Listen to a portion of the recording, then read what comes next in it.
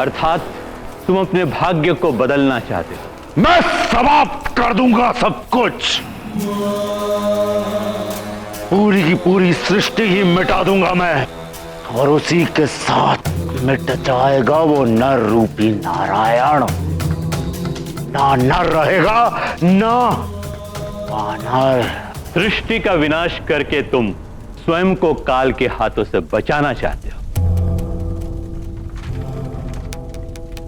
हाँ दैत्य गुरु, काल रावण का काल नहीं बन सकता, और इसके लिए आपको, राहु को, केतु को और अन्य ग्रह को अपने अपने स्थान परिवर्तित करने होंगे। लंकेश रावण, तुम्हारे कहने से हम तीनों तो अपनी दशा बदल देंगे, लेकिन दूसरे ग्रहों का क्या करोगे तुम? वे ही ग्रह बना रहे हैं तुम्हारे मृत्यु का योग। हाँ दशानंद, वो ग्रह अपने मार्ग से नहीं हटेंगे। वो ग्रह भी देवताओं द्वारा नियंत्रित किए जाते हैं, इसलिए वो आपकी बात नहीं मानेंगे। मानना पड़ेगा उन्हें।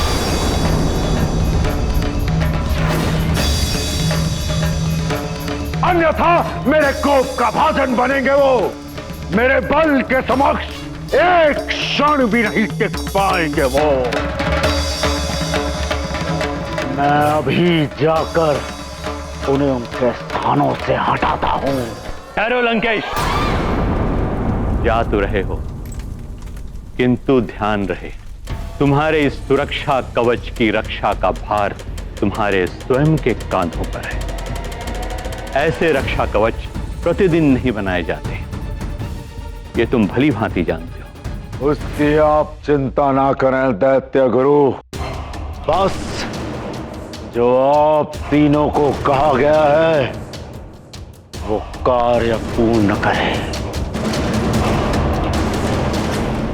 बलबला बलबल, बलबला बलबल। मर्जारिका, तुम ये क्या कर रही हो? लंकेश रावण इस हनुमान का अंत करना चाहते हैं, अंत। और तुम इसे महाबली बनाने जा रही हो। अतिबल, तुम्हारी इस छोटी सी खोपड़ी में बुद्धि भी छोटी ही है। हनुमान के मस्तिष्क में बल के घमंड का बीज बो रही हूं मैं।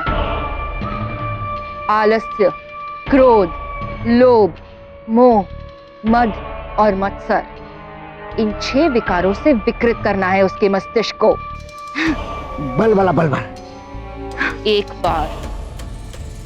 बार वो इन विकारों के विकराल चक्रव्यूह में फंस गया तो फंसता ही चला जाएगा।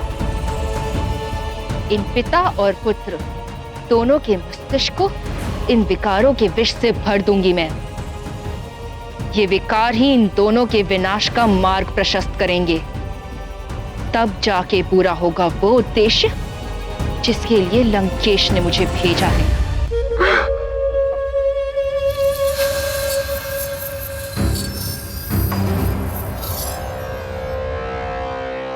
पृथ्वी, मैं शुक्र अपनी दिशा बदलकर तुम्हारी ओर आ रहा हूं।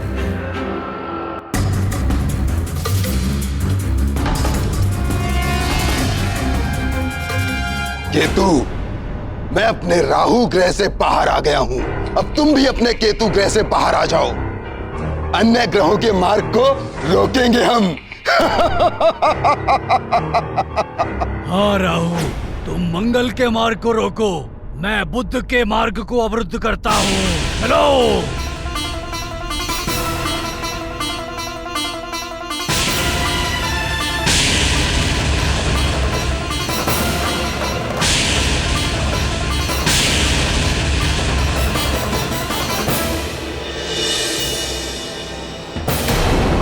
ये राहु को आज क्या हो गया? अपनी दिशा से हटकर मेरे मंगल पथ की ओर क्यों आ रहा है?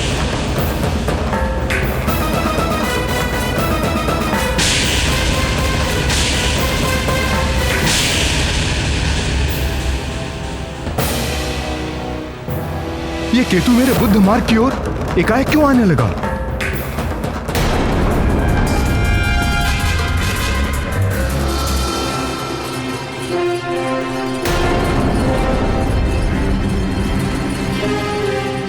क्या हुआ अरुण देव, ये रथ क्यों रोक दिया? देव, ग्रहों की ओर देखिए।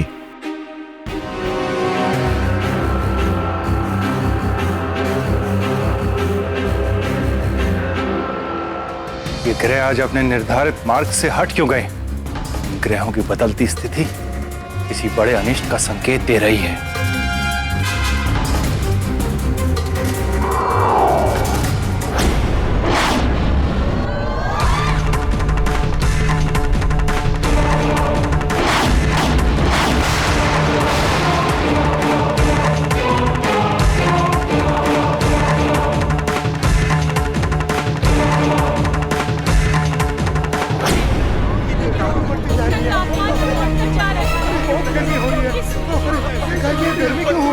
तापमान क्यों बढ़ता जा रहा है? न जाने क्या होने वाला है। तापमान बढ़ता ही जा रहा है। ये क्या हो रहा है? क्या हो रहा है?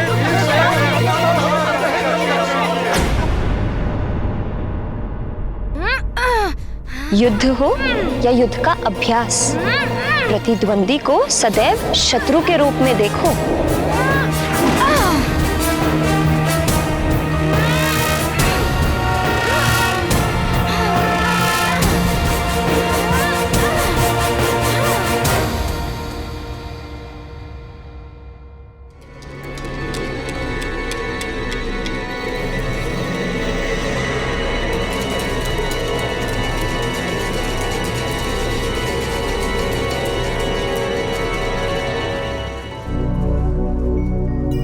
मुझे एकाएक इतना श्वेत क्यों आने लगा? अभी तो युद्ध अभ्यास आरंभ किया था। तापमान कुछ अधिक हो गया है क्या?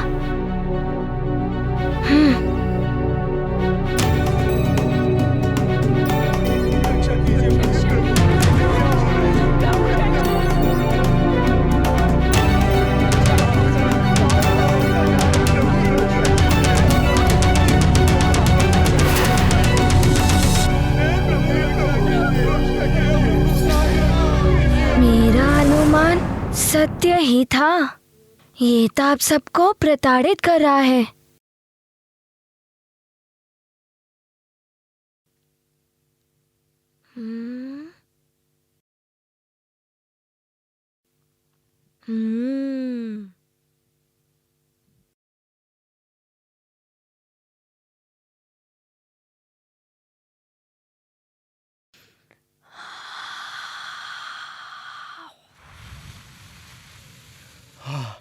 इतनी गर्मी के बाद पवन।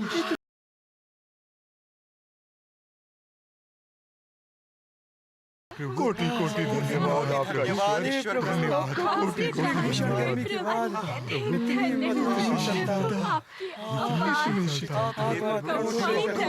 कोटि धन्यवाद हे ईश्वर, धन्यवाद कोटि कोटि धन्यवाद।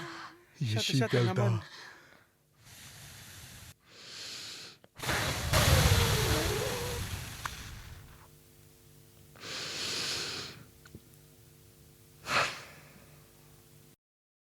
ओहो, इतनी तपिश क्यों बढ़ गई है?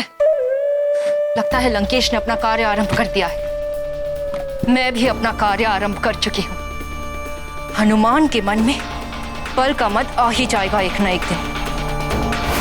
अब केसरी के मन को भी दूषित करना है मुझे।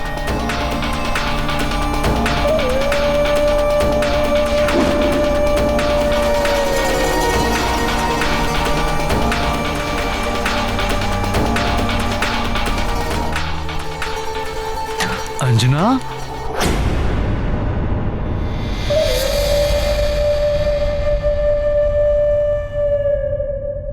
एकाएक असाधारण रूप से तापमान क्यों बढ़ रहा है?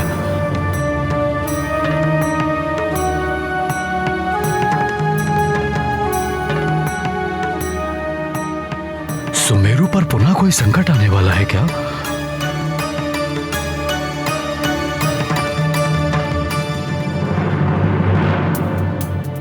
संकट का तो सुमेरु के साथ जैसे स्थायी संबंध ही हो गया है। कभी असुरों का संकट तो कभी प्राकृतिक संकट।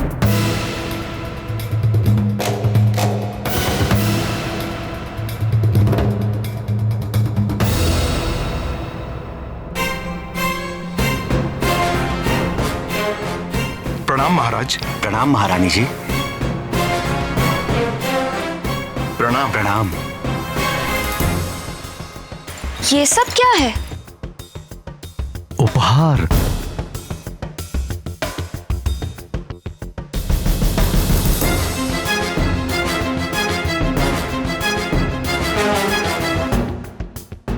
तुम्हारे लिए, हनुमान की मां के लिए, तुम्हारे लिए। नहीं,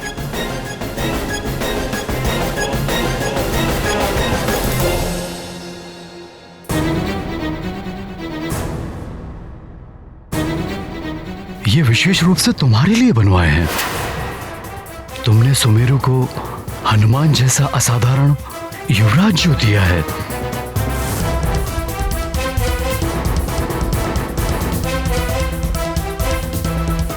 क्या हुआ? आभूषण अच्छे नहीं लगे क्या?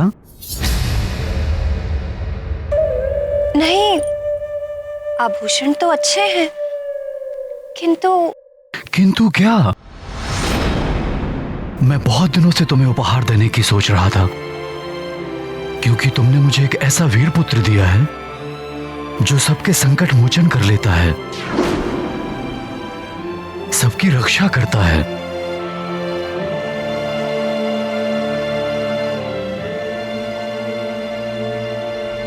हाँ, मेरी भी तो रक्षा की थी उसने।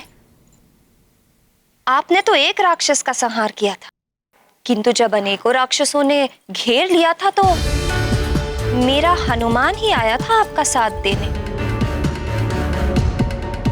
हनुमान ना होता तो न जाने मैं आज कहां होती। क्यों ना देता साथ? हमारा पुत्र है, हमारा साथ तो देगा ही ना।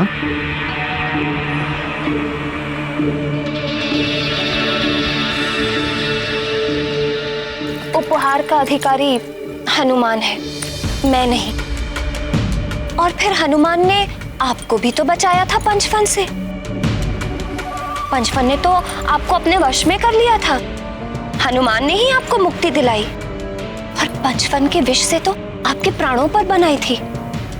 हनुमान ने आपको बचाया।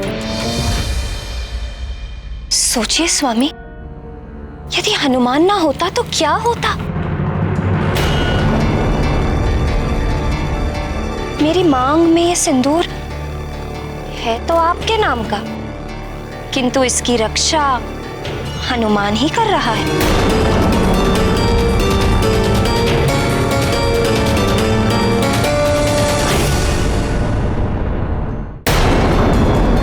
मेरे मस्तक पे ये मांग टीका तब तक ही शोभा देगा जब तक मैं सुहागन रहूंगी।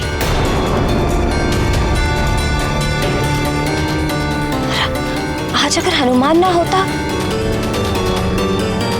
तो कदाचित मैं अभागिन होती। फिर ये सब आभूषण मेरे लिए व्यर्थ होते।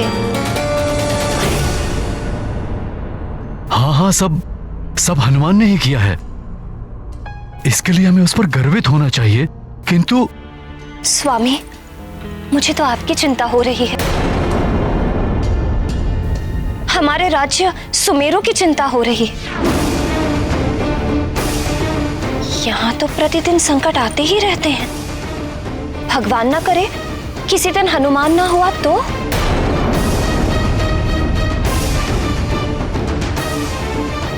आप तो रक्षा कर नहीं पाएंगे, और यदि किसी असुर ने आपको परास्त कर दिया तो?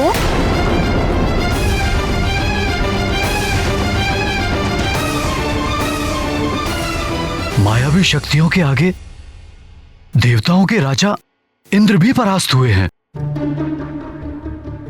युद्ध में जय पराजय तो होती है। व्यर्थ की बातें लेकर बैठ गई हो तुम। मैं व्यर्थ की बातें नहीं कर रही हूं स्वामी, मैं तो सच्चाई। बस सेवक, हमारी गदा लाओ।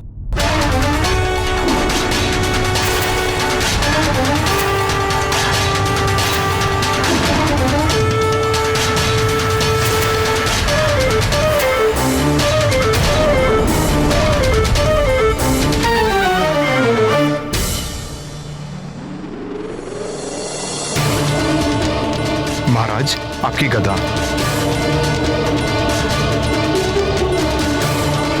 प्रणाम महाराज।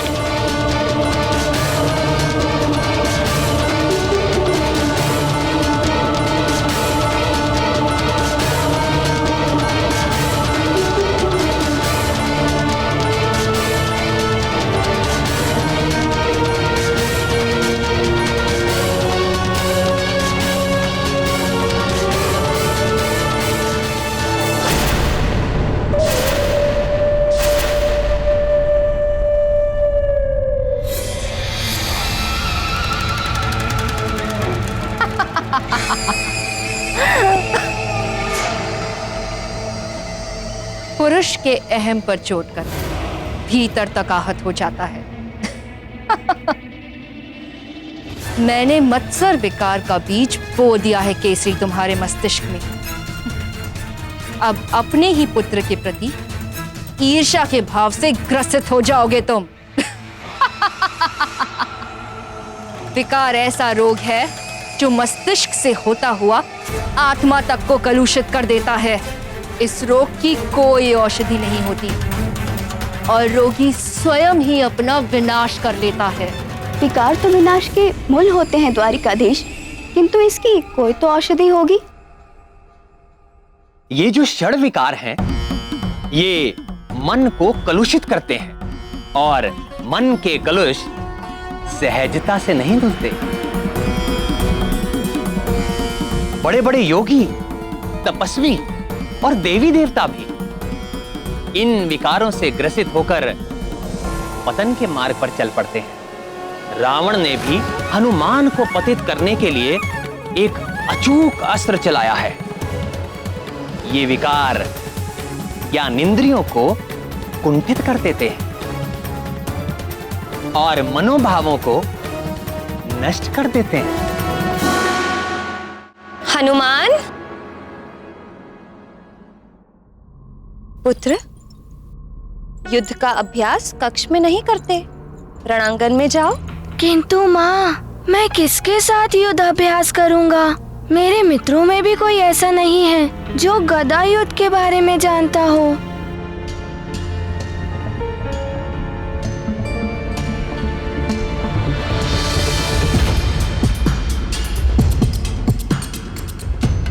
अच्छा ये बताओ, युद्ध के बारे में कौन है ऐसा जानकार जिसे तुम संसार में सर्वश्रेष्ठ मानते हो? सर्वश्रेष्ठ? इंद्रदेव। उनके पास वज्र भी है ना? सत्य कह रहे हो पुत्र, किंतु इंद्रदेव अपना कार्य छोड़कर तुम्हें गदा युद्ध सिखाने तो आ नहीं सकते। सुमेरु में सर्वश्रेष्ठ कौन? पिताश्री। तो फिर जब पिताश्री है तुम्हारे पास, तो किसी और की क्या आवश्यकता गदा अभ्यास कराने के लिए? मैं अभी पिताश्री के पास जाता हूँ। हनुमान, मैंने क्या कहा था, स्मरण है ना? हाँ माँ, मुझे सब स्मरण है। युद्ध हो या युद्ध का अभ्यास, प्रतिद्वंदी को सदैव शत्रु के रूप में ही देखना चाहिए।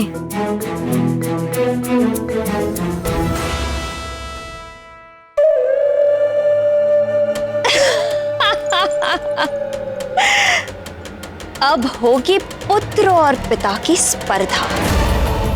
अब देखना यह है कि पिता की ईर्ष्या पुत्र पर भारी पड़ती है या पुत्र का बल पिता को क्षति पहुंचाता है।